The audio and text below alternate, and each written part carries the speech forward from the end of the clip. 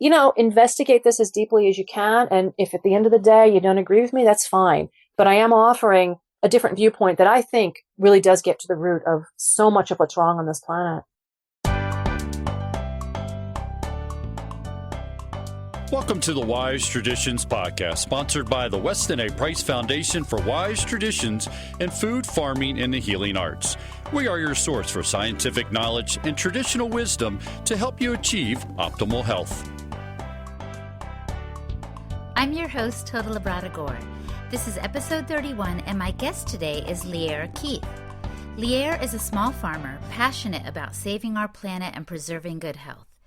She once thought that these goals could be met through removing meat from her diet, but now she thinks otherwise. Hear her out, whatever your stance on vegetarianism. She will give every listener food for thought. Wise Traditions is supported by New Trends Publishing, home of nourishing traditions and other wonderful books on diet and health. Go to newtrendspublishing.com. And listeners like you, your support is invaluable. Keep listening and sharing this podcast and all of the valuable Weston A. Price Foundation materials. And now, on to the program. Welcome to Wise Traditions, Lierre. Well, thanks for having me on the show. Everyone who comes on the show has a story. Can you tell me yours? Right. So I am 51 years old now, but back when I was 16, I became a vegan.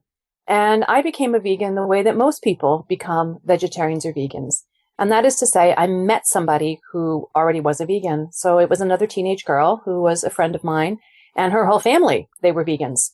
So she had all the information that you will get from vegans, some of which is very disturbing and some of which is very true. And that is that animals in factory farms are being tortured. And it's a horrible thing that we are doing to animals. And I was very moved by this information, and I think most people are when they're faced with it. Now, some people retreat and do nothing else with it. They just think it's bad, but they go on with their lives. But I was moved to do more. And within a week or two, I was convinced that I too should be a vegan, that I just couldn't participate in this anymore. So I did, and I learned how to eat a completely different way, and I learned to go to whole new stores, and I figured out what tofu was, and tried to cook with oils that were incredibly inedible, but I didn't know that at the time. They just smelled funny, but it was the right thing to do, so I did it. And I got a bunch of cookbooks, and I started reading all kinds of vegan literature and memorized all the statistics and the facts so that I too could tell people about this one simple thing you could do to save the world, to save animals, to save your health, and to make the world more just in every way. It was such a simple solution. It sounds like you jumped in with both feet. You were passionate about it, right? Yes, I was a very engaged young person. I cared so much about so many issues, and I still do. I mean, that never changed. I think that's just, some of us have that nature. That's just who we are. And, being a teenager, of course, everything is, much more intense and much more black and white. And you're looking for that answer, and you're trying to figure out who you are. And all of this was answered to me by just simply being a vegan. It was that easy. I was ready made for it, and it was ready made for me. And I grew up in a very urban environment. I had no idea where my food came from. And in fact, being a vegan, it was another 20 years until I figured out where my food came from. But I thought at least this was, a path to a more knowledgeable way to eat and a wiser way to eat. So with no counter information, of course, it made total sense. Mm-hmm. So that's what I did. And I proceeded to destroy my health, as most vegans do. The average person who takes up a vegan diet only lasts 3 months. And I have to say those people are a lot smarter than I was, because I immediately started to feel the effects of the incredible deprivation of that diet, but I refused to believe it. This was the right way. It was the just way. And there was no possible way that this was bad. I mean, there's no way this could have been hurting me, because it was the best thing ever. And it's unthinkable when you're a vegan that you could be hurting yourself, because this has to be the way forward. I get it. Your mind and your heart were all in, and then your body started rebelling, but you didn't want to accept that. Yeah, I didn't. And also, I mean, this was long before the internet. I didn't have any other information. I only knew what I had been absorbing from these vegan sources. So the information didn't make sense to my experience. And so I chose the ideology that supported the information rather than the actual thing I was experiencing. What were you experiencing? Well, right away, there's that exhaustion that a lot of people talk about. And that hit me pretty hard, pretty quickly. But the other thing that started to happen almost immediately was just terrible blood sugar problems, hypoglycemia.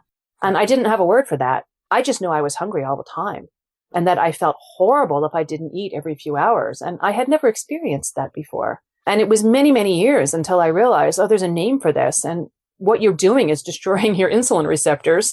And past a certain point, that's going to be permanent. But I didn't know that. It was this odd thing that it started to happen to me where, I would get shaky and sweaty and cranky and I had to eat. I had to put more food in my mouth, which of course is, sort of the classic thing that people go through as they're destroying their insulin receptors and eating these high carb, low fat diets. So that started to happen to me right away. Another thing that started to happen probably within the first year or two was I started to get a really irregular menstrual cycle, which pretty much ground to a halt.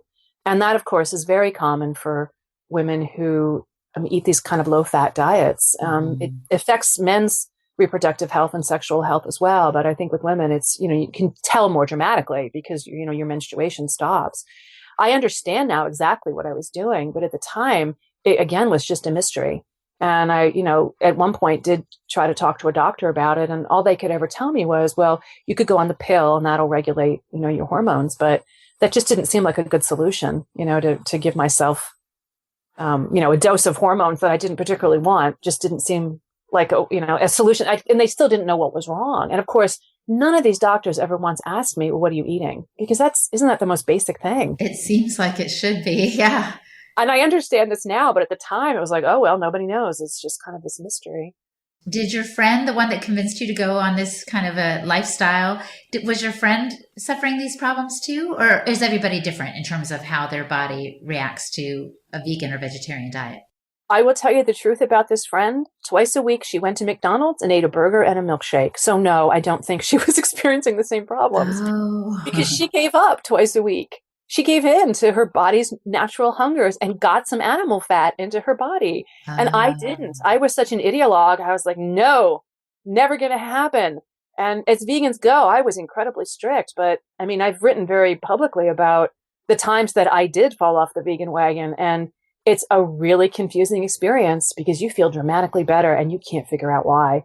Like the mythology is, oh, you're going to feel so sick and you're going to vomit and you're going to want to die and it's going to be awful. And it's like, actually, I felt really great for about 4 hours. My brain could actually function. It felt like I'd been nourished. I mean, the relief was so profound every time I would have a little dairy binge. And I had no way to explain it. It was like, wait, I'm supposed to feel terrible after I do this. So you're left with this just immense amount of confusion, as you go through this. But again, when they ask vegans just point blank, do you cheat? Yes, once a week, the average vegan cheats. And you know what they eat on average, the most, the thing that most of them cheat on is they eat a burger. And I mean, that makes total sense, but my ex-vegan self is just completely horrified. Like they're not even eating dairy. They go right for the meat. I never would have done that, even though I would slip and eat dairy or eggs on occasion. Eating a burger. I mean, like, but of course they did. And this is a judgment good on them. They knew what their bodies need and they do it anyway. They override the ideology and they let themselves survive. I mean, I didn't. And, the glorious results are not great here, So anyway, so the next bad thing that happened was 2 years into being a vegan, I started to get this horrible pain in my spine. And various doctors were seen. I had all kinds of tests done. Eventually, I was able to get, this is a decade into this, I managed to get a diagnosis finally after MRIs were invented and were widely available that indeed the discs in my spine were just falling to pieces. So I have really severe degenerative disc disease. And even now, if an orthopedist sees my MRIs, they're like, you either fell off a roof or you were in a really massive car accident. What happened to you? And I'm like, no, it was the nutritional equivalent. So this is what will happen. Your joints are going to fall apart on this diet. And it's an email that I get very regularly, from people who are struggling with this as vegans coming out of veganhood. Yes, I have tremendous joint pain. My knees and my hips are giving out.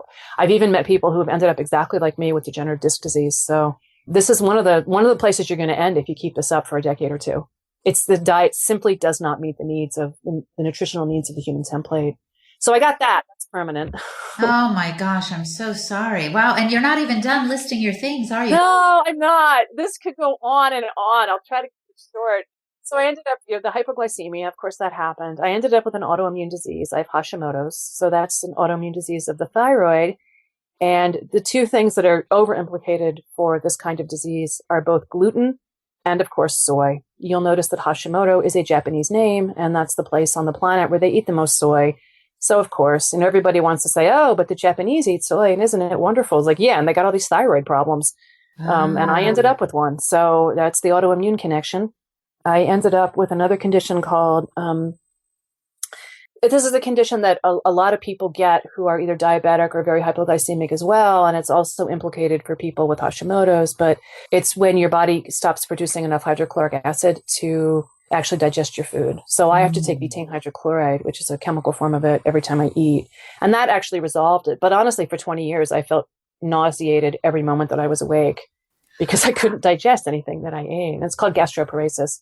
And that's what I ended up with. So a lot of diabetics get it. And I can walk you through the biochemistry of how it happens, but because now I understand what I did. Every single one of these things is predictable, not just understandable, predictable. This is where you will end if you keep this up long term.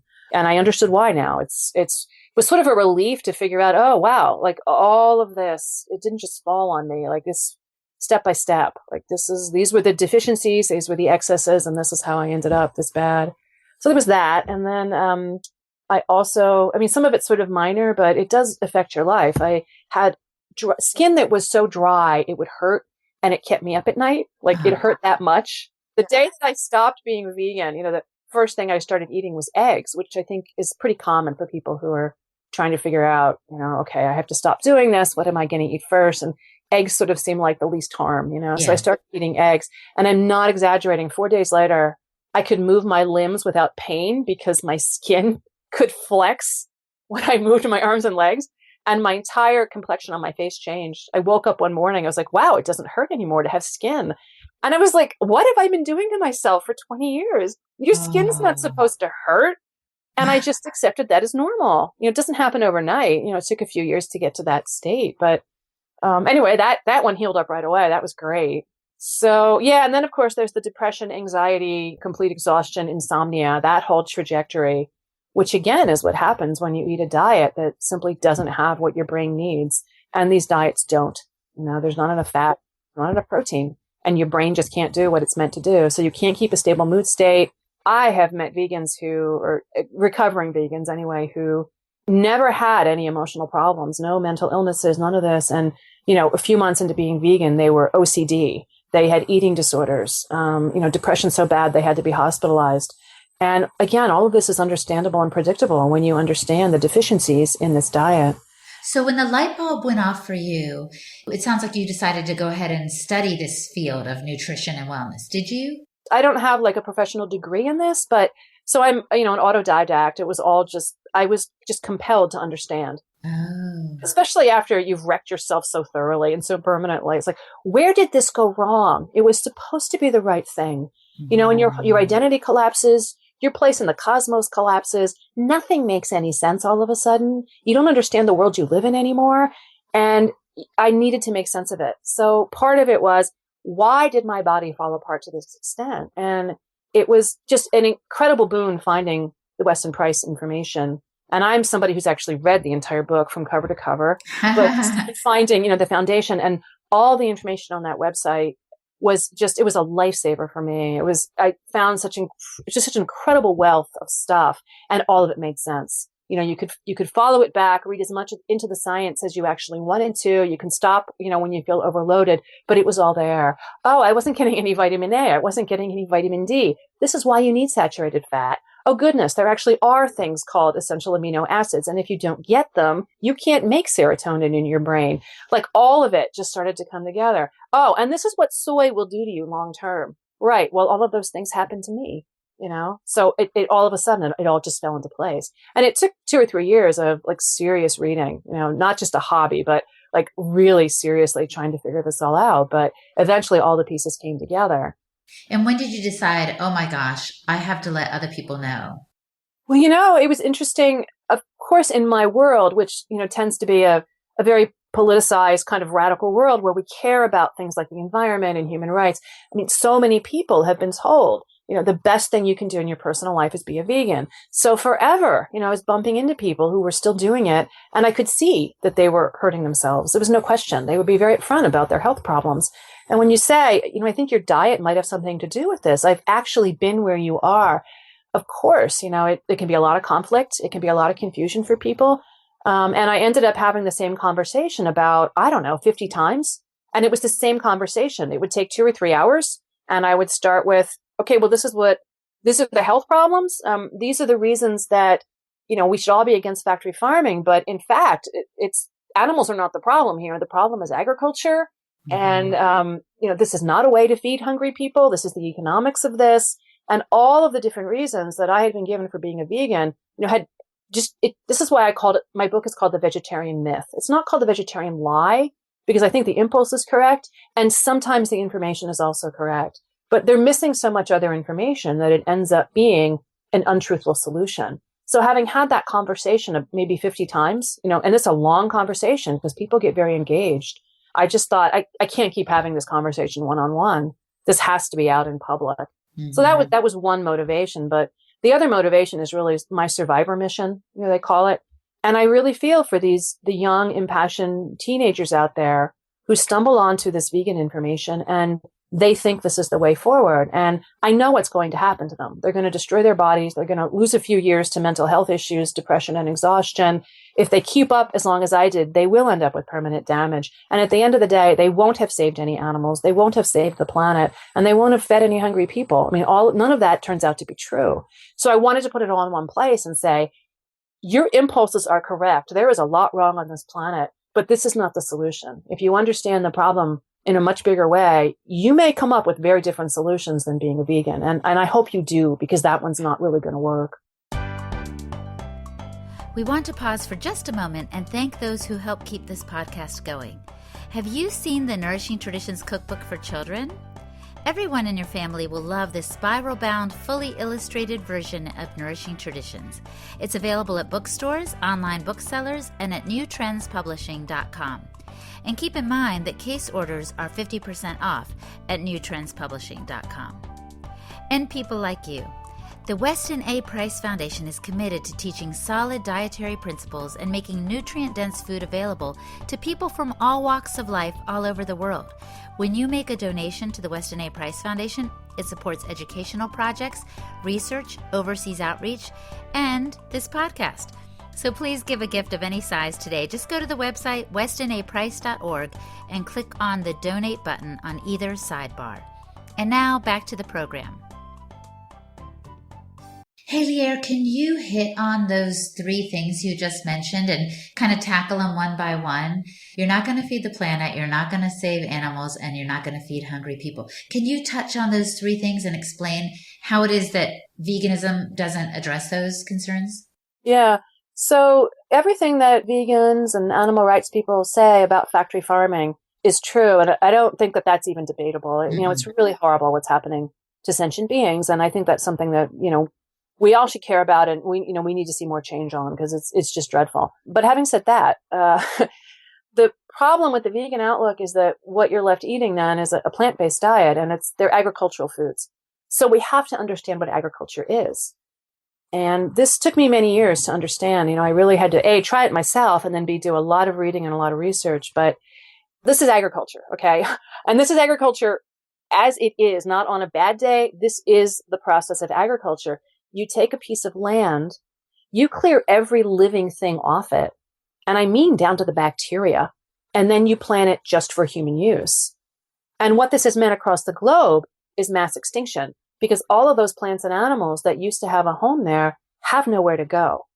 At this point, 200 species are being driven extinct every single day. Oh. Every single day. They will never be here again. If you look at a functioning prairie, a grassland, every acre should have over 250 different plants on it. It's like this amazing amount of fecundity in the natural world. You've got so many different species all playing a slightly different role to keep the process of life moving, and they all depend on each other. Now, what we do is we go in and we do biotic cleansing. That's what agriculture is. Mm-hmm. And we don't necessarily see it because it happens in places like Nebraska where none of us live, but it is biotic cleansing. It's all of that life is removed. permanently. And this is a war that has to be fought now every single day because life wants to live, right? The planet wants to be a prairie and a wetland and a forest. The planet does not want to be a monocrop of soy or corn or wheat. Mm-hmm. So all of this incredible amount of energy and time is spent keeping those plants and animals forever off of that land until they simply die. And then there's none left to try to come back. But, to give you just a couple of numbers on this, Iowa alone uses the energy requirement of 4,000 Nagasaki bombs every year. Like, that's how much energy goes into this war, because it is a war against the natural world. That's what agriculture is. It's also drawdown. And what I mean by that is, you have whatever, if you want to look at the world in terms of resources, which, has its pros and cons, but, if you look at the world in terms of there's this many trees, there's this much water, there's this much topsoil, there's a way that we can live on the interest, but leave the natural capital in place. And that is how we lived for the first 2.5 million years on this planet as hunter-gatherers. We didn't draw down forests and grasslands and rivers and, fish populations. We took the little bit that we could without hurting the rest. And that's a sustainable way to live. Mm-hmm. But agriculture is drawdown. You're using more and more and more of it every year. And eventually there's none left. Think about what's outside your kitchen window. And you're probably looking at either a couple of trees or maybe some lawn. And what you have is either a mini forest or a micro prairie, right? You're either looking at trees or some grasses, right? If you want to grow something like lettuce or corn, you know what you have to do. You've either got to chop down those trees or you've got to rip up that grass. You need bare soil. So you already know the problem. You just haven't put it together yet. And that's what agriculture is. And that's the problem. Mm-hmm. So you're destroying all the life on the surface of the land. You're destroying the soil itself. Wow. So the way forward is, of course, we have to repair what we've destroyed. Yeah. And we can talk now about what a functioning grassland is, what a prairie is, because the ruminants are the most healing thing that can happen to land. And this is why movies like Cowspiracy just, make me grind my teeth at night. They have it so backwards. And again, if they would just say factory farming, if they would just say industrial agriculture, we'd at least have some overlap. But they don't do that. They just want to pretend this is the nature of whatever, animals. And it's simply not true.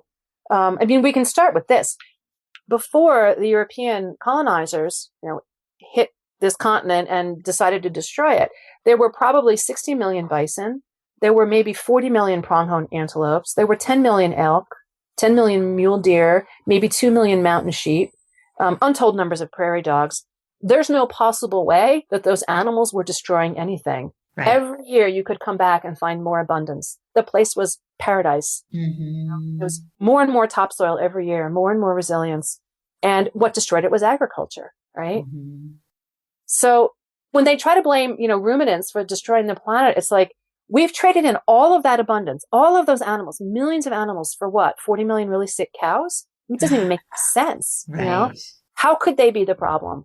And I think they were saying, at least in Cowspiracy, that we were planting all those crops to feed the animals and that they're taking up too much land. Okay, so this is where it gets more complicated and people need to dig a little deeper. Factory farming started around 1950. And the reason that it started was because the Green Revolution had already sort of transformed agricultural production, especially in the United States. By using fossil fuel and by using plant genetics, they were able to create corn especially that would put way more energy into producing gigantic kernels and way less energy into producing things like stalks. So all of a sudden, for the same amount of energy, you had a mountain of surplus corn. And there was so much corn, nobody knew what to do with it.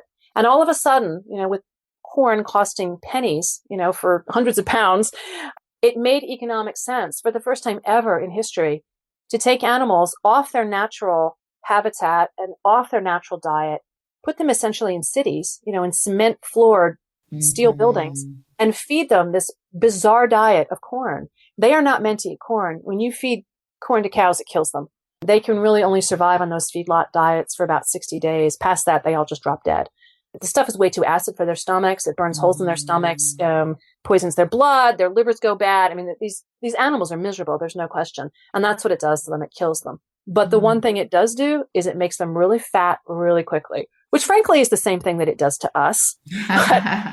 But, That's what happens. And so you can make meat really cheap. You can make it really quickly and really cheap. And this being capitalism, that was all that mattered. So all the other concerns get put aside. We can make really cheap hamburgers. So let's do it. So everybody did. And that's where factory farming comes from. It has nothing to do with the nature of cows or the natural diet that they should be living. Mm-hmm. So this is one of those things that they just don't seem to understand when they talk about cows as the problem. It is true that we feed an incredible amount of this agricultural surplus to cows. But honestly, that stuff is so cheap, it has nowhere else to go. The problem is the industrial agriculture itself. It's the fossil fuel. And the fossil fuel was invented. The fossil fuel fertilizers were invented because there was no more topsoil, because agriculture had blown through it all. That's the problem. So I'm going to give you two scenarios. And this really speaks to the problem with the information that's in movies like Cowspiracy. You can take an acre of land and you can destroy it. You can take all the life off it. So nobody gets to live there. All the small animals, the reptiles, the insects, the birds, everybody's cleared off it. They got nowhere to go. They're done, extinct, gone. All the plants are removed. All that incredible abundance of a prairie, gone. Now you have bare soil. Every year there will be less and less soil. The water table cannot be recharged. There's no deep roots to do it. There are no minerals. You are literally mining the soil year by year to extract the minerals. Any local waterways are destroyed because every time it rains, the topsoil is going to wash into those rivers and streams and destroy them as well. This is just death all along. The only thing you're going to grow is corn. You got an acre of corn. When that corn is harvested, you can support one cow. And then that cow has a miserable life living in a factory farming situation. And then when she's killed and fed to humans, you're also going to make those humans sick because so much is wrong with that meat by the time that cow is done eating corn. But that's what you can do with that 1 acre. Now I'm going to give you another scenario with that 1 acre. You leave it in perennial polyculture. You let it be the prairie that it wants to be. You've got untold numbers of plants, all of which have their own beauty and their own right to exist. And they are all together working as a community to make more life possible. So they absorb the water deep into the ground. They recharge the water table, fill up the water in the streams and the rivers nearby, keep the fish happy and alive. They bring up minerals for the rest of us so that all the terrestrial life can continue. They make oxygen. They do all this great stuff for us. But also inside that acre of prairie, you've got all kinds of birds. You got amphibians, reptiles, all kinds of little creatures. You got a million insects. You have larger predators as well that can live there. All the animals can stay in place. All the animals that we say we care about and that we should care about, they're all there. They have a home. They live on that prairie. On top of that, you've got either a bison or a cow, and she lives there too as part of that natural system.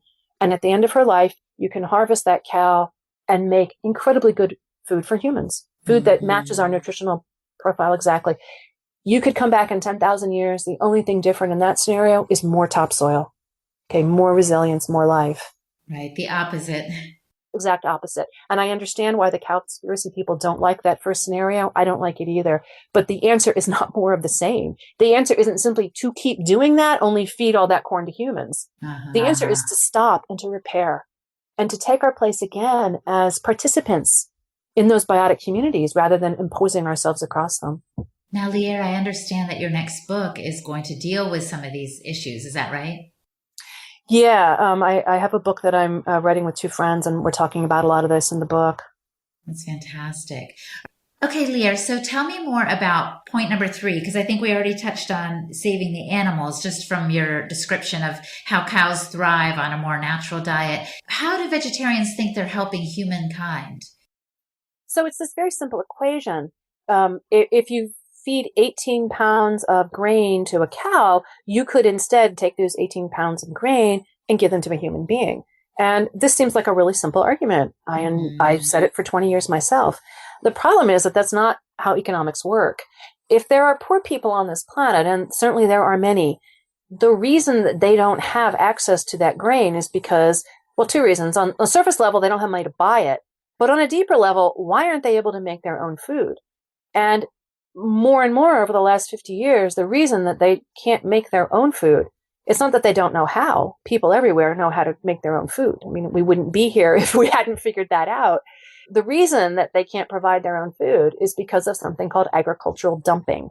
And this is a human rights horror that many people are protesting around the world. And what happens is rich countries like the United States and Canada, parts of Europe, have these enormous surpluses from fossil fuel. So there's all this excess grain, like wheat and corn, and these giant corporations that own all that surplus will go to poor countries like Mexico, like the Philippines, and they dump that surplus into the market.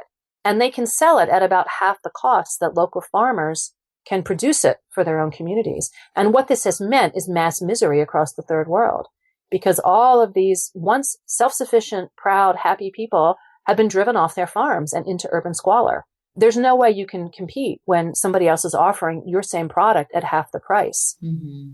And everybody but vegetarians seems to understand this. It's a huge issue in the United Nations. It comes up again and again at the World Court. People take this seriously because people are starving, because they're losing their land, they're losing their traditions, their cultures, their life ways, and these, horrible cities that just grow exponentially year by year. This is the reason that it's happening. It's because of agricultural dumping. So when you offer as a solution, let's take this cheap grain and dump it in poor countries, you are only making the problem worse. The answer is actually pretty simple. We've got to stop these corporations from doing exactly that and let people alone. If you talk to democracy activists, food activists in other countries, it's like, we have one demand. We know how to feed ourselves. Just leave us alone to do it. So what happens is people are driven off their land, and then, their only way they have left to survive is to get jobs in really hellacious factory conditions, making things like cheap sneakers or computer parts for rich nations. And then, so they have to sell their labor really cheap. A lot of those conditions, as we know, are essentially slave labor, all kinds of health and safety concerns, certainly no dignity in it. And at the end of the day, they can take those pennies and then buy some cheap corn from the United States. And I just can't see how anybody can call that justice.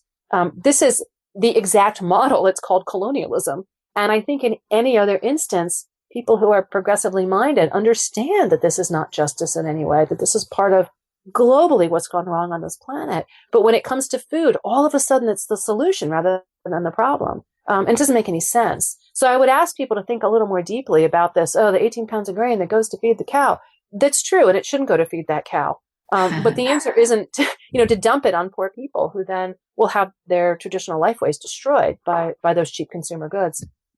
Well, I sense that your heart, and I think the heart of all of us, is to care deeply about the planet, the animals, and the people. And what we're saying is, as wonderful as the heart of vegetarian and vegans is for the same thing, they, like you said, they may need to look more deeply at what a true solution would be, and that abstaining from meat or animal products is not the answer.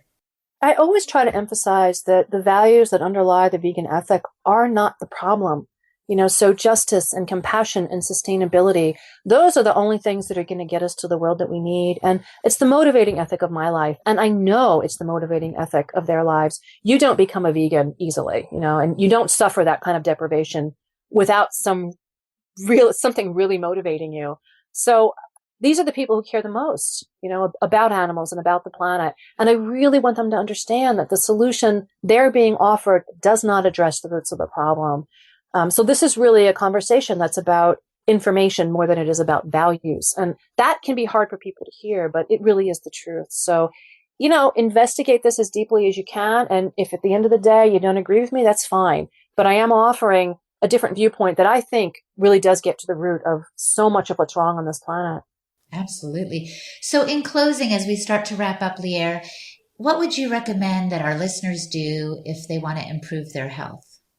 The most important thing, I think, is to get grass-based or appropriately fed animal foods, as many as you can locally, and get as many of those you can into your diet. It's really the diet that was meant for the human template. It's what we evolved eating, was large ruminants on the African savanna. It's where we're all from ultimately.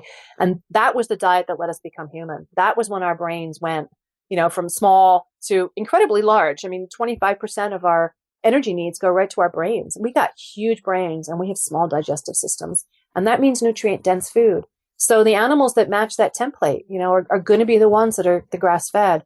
It's a great resource, of course, is Weston Price Foundation. If you can find a local chapter leader, they will tell you where to get that food.